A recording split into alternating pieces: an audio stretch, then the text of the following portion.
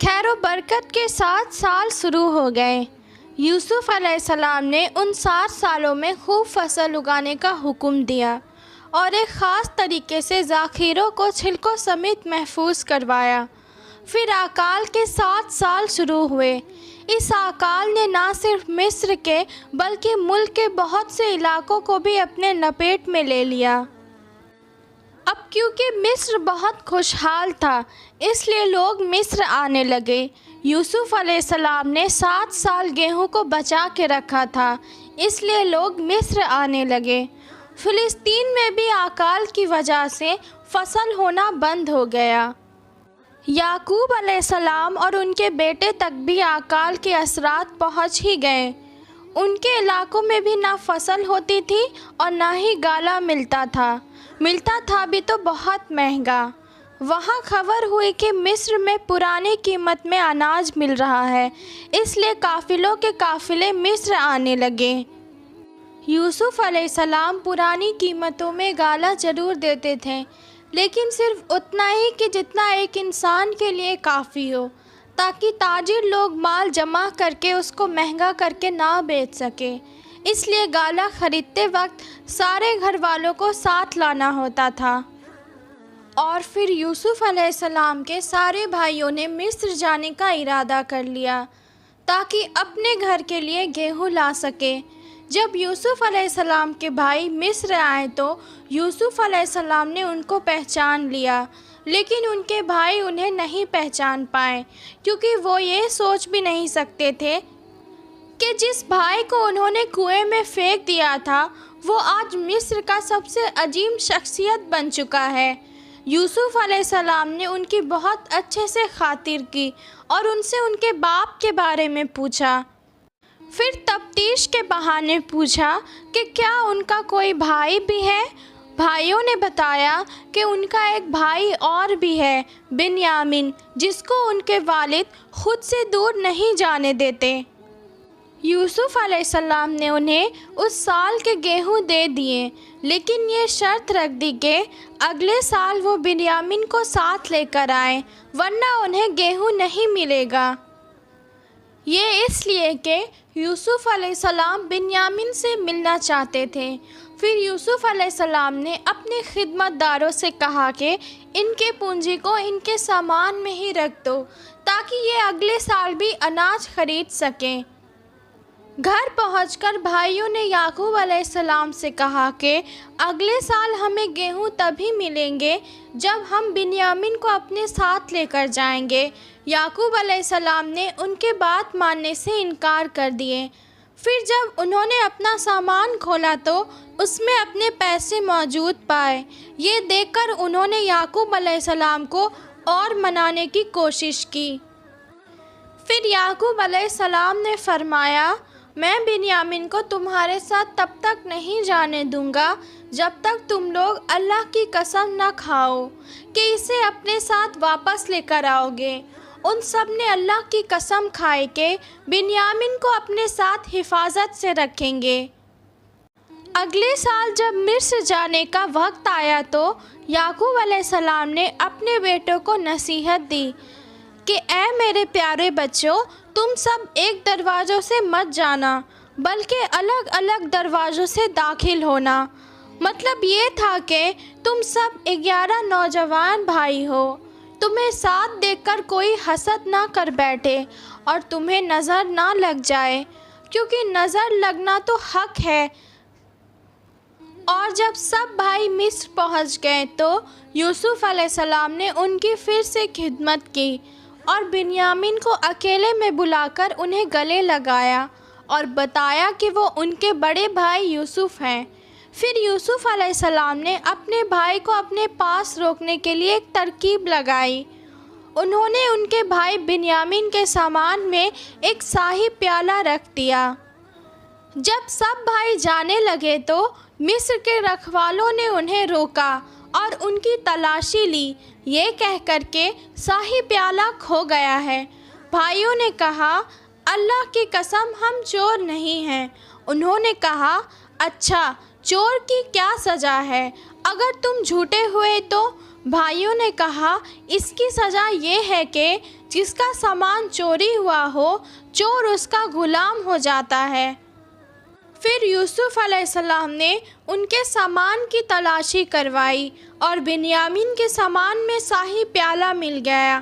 بھائیوں نے فوراً کہا کہ اگر اس نے چوری کی ہے تو کوئی تعجب کی بات نہیں ہے، اس کا بھائی یوسف بھی پہلے چوری کر چکا ہے۔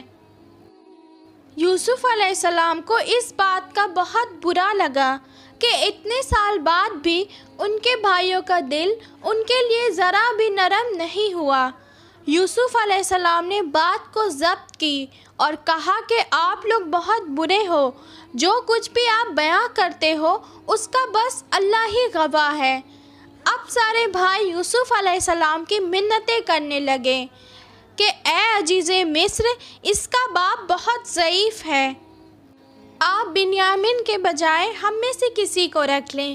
یوسف علیہ السلام نے فرمایا کہ گنہگار کے علاوہ ہم کسی اور کو گرفتار نہیں کر سکتے، یہ ناانصافی ہوگی۔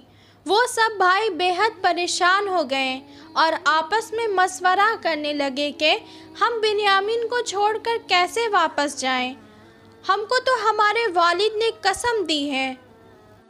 ان میں سے ایک بھائی لاوی نے کہا کہ پہلے بھی ہم اپنے والد کو یوسف کے متعلق تکلیف دے چکے ہیں، مجھ میں ہمت نہیں ہے کہ اس بار بھی ان کا سامنا کروں، اس لیے میں یہاں سے نہیں جاؤں گا، تم سب چلے جاؤ۔ جب سارے بھائی فلسطین واپس پہنچے تو بنیامین کے واپس نہ آنے پر یعقوب علیہ السلام بہت رنجیدہ ہو گئے۔ یوسف علیہ السلام کو وہ پہلے ہی کھو چکے تھے اور اب ایک اور بیٹے بنیامین کی جدائی ان سے برداشت نہیں ہوئی۔ بھائیوں نے انہیں سارا واقعہ بتایا تو یعقوب علیہ السلام نے فرمایا کہ تم نے اپنے طرف سے کوئی بات بنا لی ہے، جس طرح پہلے کیا تھا، بس اب صبر ہی بہتر ہے، بے شک اللہ علم اور حکمت والا ہے۔ یعقوب علیہ السلام یوسف علیہ السلام کی جدائی میں 40 سال تک روئے۔ وہ بنیامین میں یوسف علیہ السلام کی جھلک دیکھ کر اپنے آپ کو دلاسا دیتے تھے، پر جب بنیامین بھی ان سے چھن گئے تو یہ ان کا صبر کا سب سے بڑا امتحان تھا۔ یوسف علیہ السلام کی جدائی میں رو رو کر ان کے آنکھیں ویسے ہی کمزور ہو گئی تھی، لیکن اس صدمے کی وجہ سے ان کی آنکھیں سفید ہو گئی۔ بنیامین کے نہ آنے پر انہوں نے کہا کہ ہائے یوسف! یہ سن کر سارے بھائی چڑ گئے، بولے آپ ہمیشہ یوسف کو ہی کیوں یاد کرتے رہیں گے، یہاں تک کہ آپ اپنی جان دے دیں گے۔ اس پر یعقوب علیہ السلام نے فرمایا میں تو غم اور تکلیف اللہ سے ہی اظہار کرتا ہوں، اور اللہ کی طرف سے وہ باتیں جانتا ہوں جو تم نہیں جانتے۔ یعقوب علیہ السلام نے فرمایا میرے بچوں، تم مصر جاؤ اور عزیز مصر سے بات کرو اور اللہ کی رحمت سے نا امید نہ ہونا۔ پھر وہ سب بھائی مصر پہنچے اور یوسف علیہ السلام سے مل کر کہنے لگے اے عزیز مصر، ہم نے ہمارے خاندان کو بہت دکھ پہنچایا ہے، والد بہت بوڑھے ہیں، آپ ان کے ضعیف عمر پر رحم کریں، بنیامین کو ہمارے ساتھ واپس بھیج دیجیے۔ پھر یوسف علیہ السلام نے ان سے پوچھا جانتے بھی ہو کہ تم نے یوسف کے ساتھ کیا کیا تھا؟ بھائیوں نے حیران ہو کر پوچھا کیا واقعی آپ یوسف ہیں؟ انہوں نے جواب دیا ہاں میں یوسف ہوں اور یہ میرا بھائی بنیامین ہے۔ اللہ نے ہم پر فضل و کرم کیا اور بے شک اللہ صبر کرنے والوں کو بہتر صلہ دیتا ہے۔ وہ سب شرمندہ ہو گئے اور بولے بے شک اللہ نے تمہیں ہم پر برداری دی ہے اور یہ بالکل سچ ہے کہ ہم خطا کر رہے تھے۔ پھر یوسف علیہ السلام نے ان کو اللہ کی رضا کے لیے معاف کر دیا اور فرمایا آج تم پر کوئی معلومات نہیں ہے، اللہ تمہیں بخشے، وہ سب سے مہربانوں سے بھی مہربان ہے۔ میرا یہ کرتا لے جاؤ اور اسے میرے والد کے چہرے پر ڈال دو، وہ دیکھنے لگ جائیں گے، اور اپنے خاندان کو میرے پاس لے آؤ۔ پھر سارے بھائی یوسف علیہ السلام کا کرتا لے کر فلسطین کی طرف چل دیے۔ وہ راستے میں ہی تھے کہ یعقوب علیہ السلام نے یوسف علیہ السلام کی خوشبو محسوس کر لی اور کہنے لگے مجھے یوسف کی خوشبو آ رہی ہے۔ خاندان کے سب لوگ یعقوب علیہ السلام کو دیوانہ سمجھ رہے تھے۔ جب سارے بھائی یوسف علیہ السلام کا کرتا لے کر یعقوب علیہ السلام کے پاس آئے تو انہیں سارا واقعہ بتایا اور ان کے چہرے پر یوسف علیہ السلام کا کرتا ڈالا تو یعقوب علیہ السلام کی سفید آنکھیں واپس آ گئی اور وہ پھر سے دیکھنے لگے۔ یعقوب علیہ السلام کو یوسف علیہ السلام کے زندہ ہونے کی خبر سن کر سکون ملا اور انہوں نے کہا میں کہتا تھا میں اللہ کی طرف سے وہ باتیں جانتا ہوں جو تم سب نہیں جانتے۔ بھائیوں نے کہا ابا جان آپ اللہ تعالیٰ سے ہمارے گناہوں کی معافی طلب کیجیے، بے شک ہم سب گنہگار ہیں۔ ان بھائیوں نے یوسف علیہ السلام کے قتل کا ارادہ کرتے وقت یہ کہا تھا کہ ہم بعد میں توبہ کر لیں گے، پر 40 سال تک توبہ نہیں کر پائے۔ بے شک اللہ کی اجازت کے بنا کوئی توبہ بھی نہیں کر سکتا۔ پھر یعقوب علیہ السلام اپنے بیٹوں کے لیے اللہ تعالیٰ سے معافی طلب کی اور پھر سب مصر پہنچے۔ آخر کار 40 سال بعد بچھڑے باپ اور بیٹے ملے تھے۔ وہ منظر کا تصور کیجئے کہ کیا عالم ہوگا۔ جب سارے خاندان یوسف علیہ السلام کے پاس پہنچ گئے تو یوسف علیہ السلام نے اپنے ماں باپ کو اپنے پاس جگہ دی اور انہیں تخت پر بیٹھایا۔ یوسف علیہ السلام کی یہ شان دیکھ کر سب یوسف علیہ السلام کے سامنے سجدے میں گر گئے۔ تب یوسف علیہ السلام نے اپنے والد یعقوب علیہ السلام سے فرمایا ابا یہ میرے بچپن کے خواب کی تعبیر ہے، میرے رب نے اسے سچ کر دکھایا۔ اور فرمایا اللہ نے مجھ پر بہت رحم کیا اور مجھے مصیبتوں سے نکالا۔ میرے رب جو چاہے جس کے لیے چاہے بہترین تدبیر کرنے والا ہے، وہ بہت علم اور حکمت والا ہے۔ اے میرے اللہ تو نے مجھے حکومت عطا فرمائی اور مجھے خوابوں کی تعبیر سکھائی۔ اے آسمان و زمین کو پیدا کرنے والے مجھے نیک بندوں میں شامل کر دے۔ تو یہ تھا حضرت یوسف علیہ السلام کا بہترین واقعہ۔